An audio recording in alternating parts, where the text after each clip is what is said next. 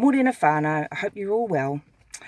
So later on today, I'm going to be dialing into a hui, and we're going to be discussing our submission to Parliament for the Conversion Practices Prohibition Legislation Bill 2021. So what I'm going to do is I'm going to provide you some links in the description below, whānau, so that you yourself, if you're considering making a submission, I strongly, advise everyone to make a submission. But if you're wanting to make a submission, I'll provide the links below. Now, you can make a group submission. I'm not sure if you can do both, but I know, it's probably better that you make an individual submission, because if you make a group submission, it's counted as one submission, okay? Whether you can do a group and an individual one at the same time, I don't know, I'm not sure. But I'm sure that you can suss that out, whānau, for yourselves. But I'll also provide a link that helps discuss, the problems with the Conversion Practices Prohibition Bill. And I believe the link is called publicgood.org.nz, but I'll put it in the description. Thanks to Jan Rivers for that link as well.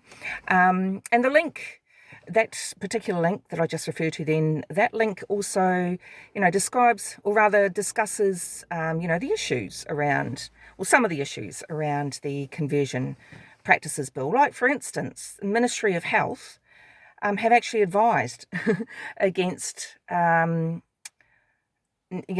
this bill. So, and that's because, like I said in the second video that I made, because of the regulatory impact assessment, where they admit that there is, lack of baseline data. There's no evidence that conversion practices are even happening in New Zealand. So it just seems a bit odd that they're making it illegal for people to do when there's no evidence that it's actually happening, okay? And also, people that have signed petitions, or, around, or a petition around supporting this bill, they support it in the traditional sense, where, don't forget, gender and sex are different things. Sexual orientation is different to gender identity. So any petition that supported the Conversion Practices Prohibition Bill was more to do with supporting not converting lesbians and gays. Nothing to do with medicalising, children who think that they're transgender. Okay, whānau? So, yeah, I'll put those links below. Now, the other one I quickly wanted to discuss with you as well was about the Sex Self-ID Bill, the BDMRR. Now, that bill already exists, okay, because we already have marriage licences and certificates and birth certificates, etc. The whole idea of making a change to this bill is to allow people to come along and say that they're the opposite sex, okay? And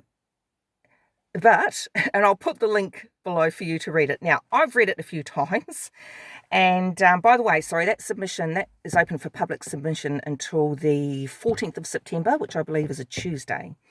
Okay, so I encourage you all, whānau, to read that as well, because it seems to me that the government are wanting to make birth certification, how can I describe it?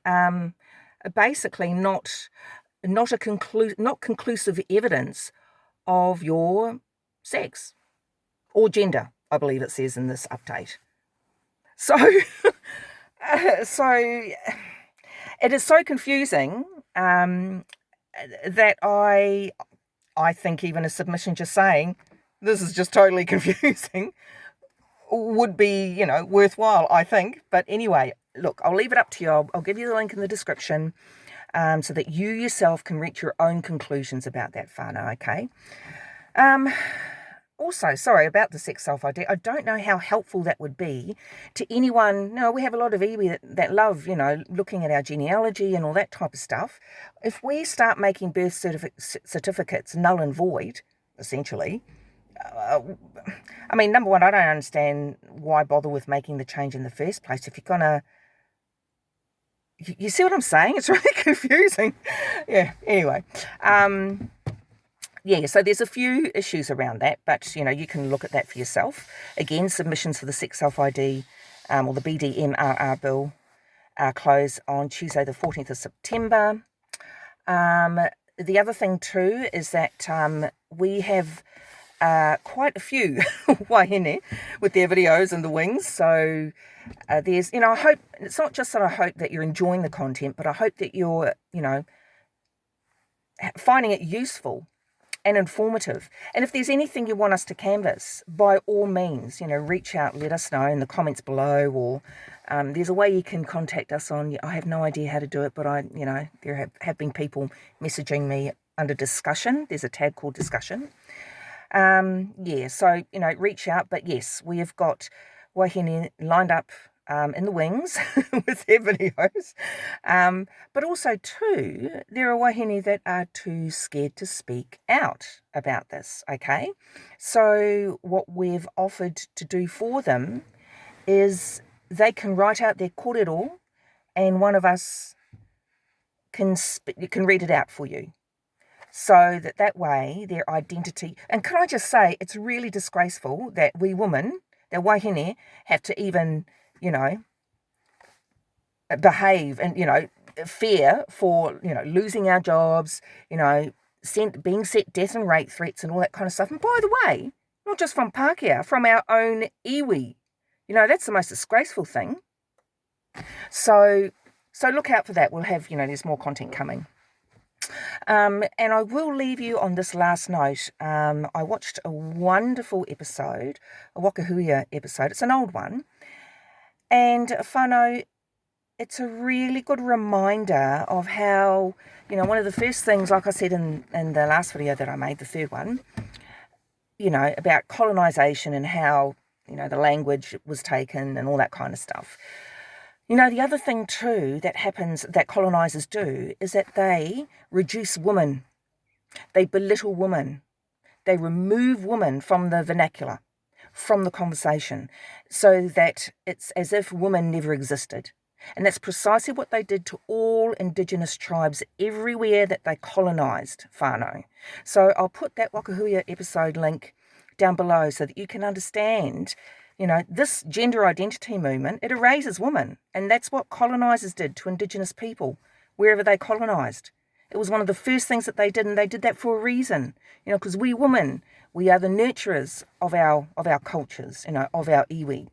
And so it's in our best interest to protect that which we give birth to, because whānau, wahine, we are the ones that birth entire civilizations. Remember that.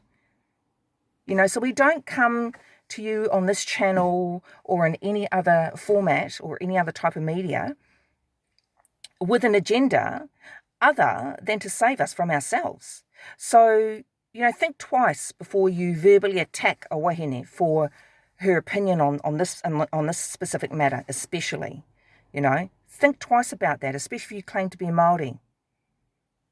Anyway, I'll leave you on that.